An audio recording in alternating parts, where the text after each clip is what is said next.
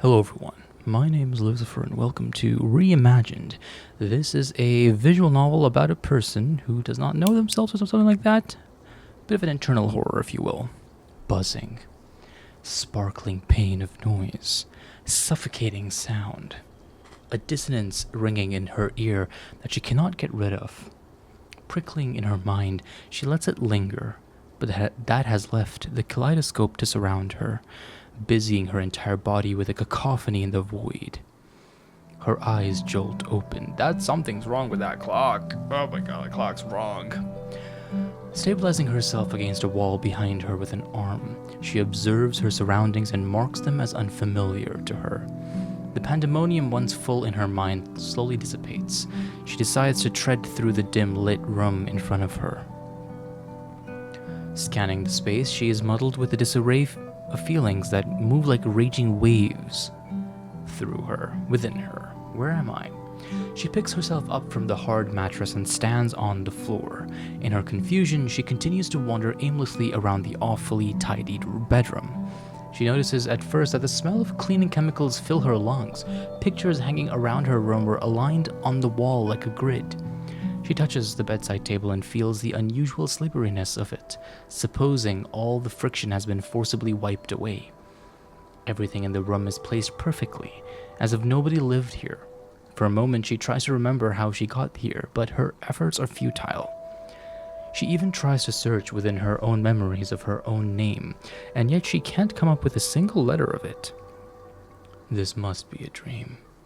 As her eyes bounce around the space, she takes a moment to observe the room in front of her. Oh, the dark void of things to select. The clock's so creepy. What the fudge is wrong with the clock? It's so wrong. The clock's hands move robotically and rhythmically, reminding her of the passage of time. There is nothing unusual about its presence. For every second that ticks, she wonders to herself how long has she been here. As the parent hand talked, her questions stumbled further.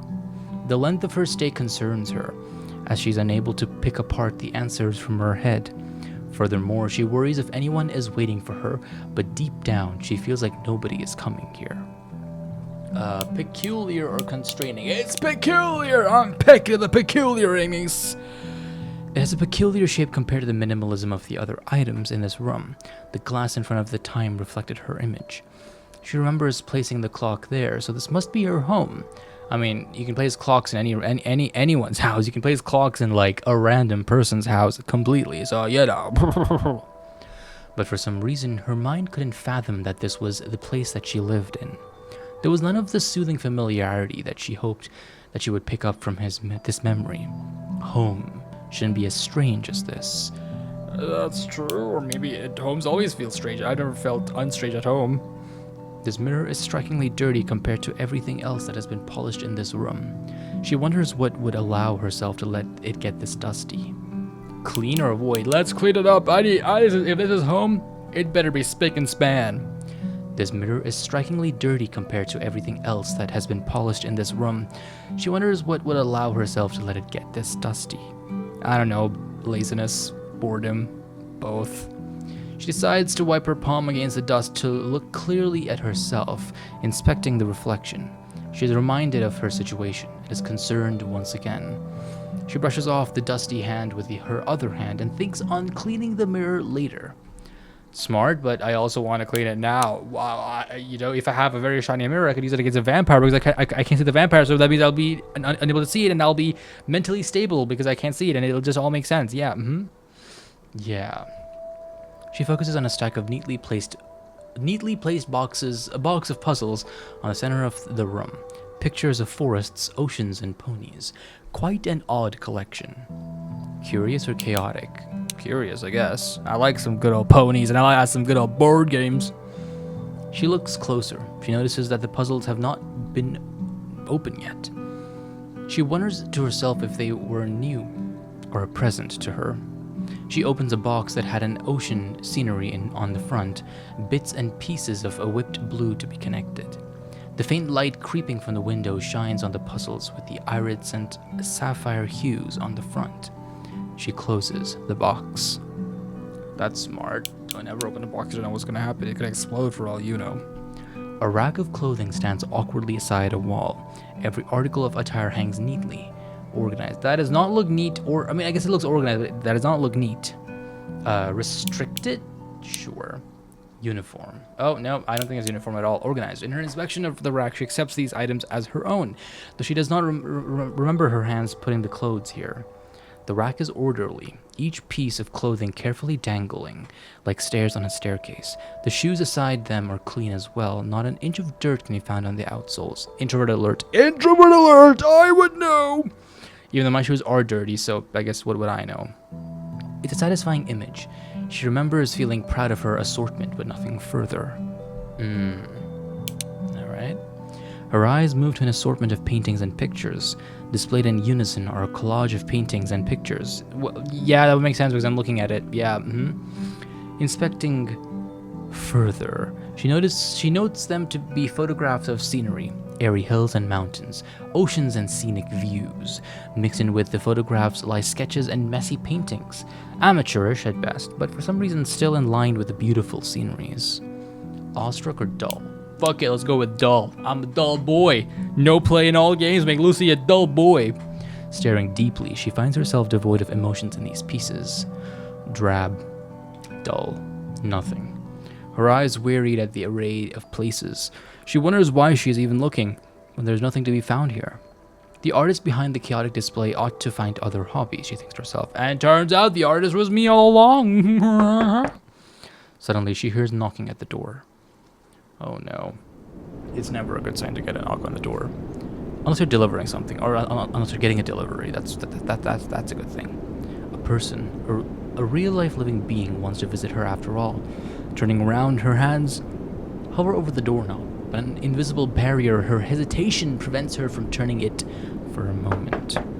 She stands still without opening it, until her thoughts are interrupted by the knock again. Fear and curiosity conjure in her mind as to who or what lies on the other side.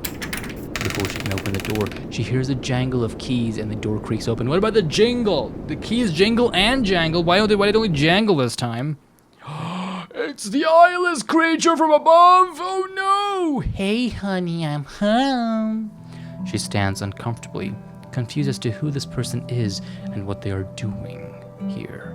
The person has an apron full of colorful stains and wrinkles draped around them. Serial killer, definitely. They give off a sort of weird awkwardness in their stance, like they do not belong in this pristine space. They smell like coffee and syrup, a sweet honey, homey smell compared to this bedroom that is washed out with bleach. This stranger stares back at her with a sort of happy look a puppy would give seeing their owner come home. Their face flips to a concerned gape when that affection isn't reciprocated. Who are you? She was met with a deafening silence. Every confusion, memory, and her life she supposedly came here was always met with silence. Do you know where I am? Silence again. Every non-response just tells her that the stranger knows something she doesn't. I know those eyes. I've seen those eyes before. I've known this eye since I was a kid. It's Herobrine, definitely. Do you know where we are? The stranger continues to leave her remarks unanswered. Her expression shifts from concern to frightened to a deepening guilt. Why won't this person answer her? What does she have to hide? Can you please say something? Anything? Her confusion tips over to frustration at a fundamental secret she is certain for certain the stranger knows. Finally, she begs the question at the looming locked gates of secrets that weighed on her mind the most. Do you know who I am? As they leave her questions unanswered, she grows frustrated. Sparks of that noise before she woke up begin to come back. She can feel it from within, the bubbling echoes of sounds in here and there. Her brain fizzles and fries. Multitudes of shapes, colors, lights. Things that start clouding her ebbing vision that shows the stranger. The sensation overwhelms her so much that she holds her head with her hands to try ease herself from an extraordinary unknown. I'm sorry, I do know. Her mind steadies at the words. Breathe in and out. Everything is okay. She will find out in due time. I hate being like this. I know what you said, but you've really gone too far and you knew this would happen. She knew that this would happen? Whatever could they mean by this? Do you really not remember anything? I can't. Please, could you explain to me what's going on? The stranger moves to the kitchen, opening a drawer that shines brightly once opened. It's gold! It's the lost booty of Alcatraz! From it she draws a light, sparkling, bright, and noisy. The stranger brings it to her. What is this? The stranger holds the light delicately and uplifts it to confused partner. The ball of colored light varies, travels in the air, floating blissfully, until it reaches her and is absorbed into her skin. Oh my god, it's LSD! It was LSD in light format. Oh my god. The noise in her mind grows louder. Rampant colors begin to pop and bubble inside of her. Alongside them are her memories. One by one, she recognizes and pieces it all together. She remembers her home, which she has spent diligently cleaning until it was unrecognizable. Even the slightest speck of dust that shone from her bedroom window drove her mad. She remembers work, which she dreads sitting in the plastic-wrapped chair and staring at a computer for 7 hours. It didn't matter if she worked, because everything she worked for was always overlooked. She was simply another worker in the many cubicles in this building. She remembers her lover, who has embraced her during her proudest and darkest moments. Memories bubble of her hurting her love. She, the monster who has done reprehensible things to her, was still held in her forgiving lover's arms. As she recalls, she can feel cracks of light within her, splitting and breaking the confines of her skin. In that remembrance, she sees its beauty and its pain, a recognition of what she is and all that she tries to be. Has this been all she's lived for? Has this been what she was trying to avoid? She falls to her knees. Are you okay? You don't even have a name. You're just designated as her lover. As her heart beats, she remembers what she tried to hide. Her light kept within, a beam of radiance that she could not hold any longer. Is this a Hollow reference? Is the radiance? Suspicious. She remembers the final confrontation with her love. It was her lover's hesitant agreement to this plan, to forget who she is, to forget that the part she despises. In both a fit of frustration, awe, and realization, she finally breaks down into sobs. She continues to cry and messily wipe away her tears. How could she let herself forget her whole life? How could she deny it? Oh, the light's back. Whoa, I am the embodiment of LSD. I'm the LSD monster. That's a very cool piece. Her partner embraces her. She feels her partner's arm wrap around her, and the usual smell of coffee stuck to her apron. Her partner's messy hair tickles her neck as she moves in closer. She misses her radiance that shined even brighter than her light. She notices her partner is shaking even while comforting her, so she squeezes her back. Their hearts were connected once more by the thread of light. It's my fault. I'm sorry. I can't believe I let this happen. She notices her partner sniffles at that and holds her tighter. Everything's gonna be okay. I'll always be here for you. The noise, once loud and disorientating, engulfs her.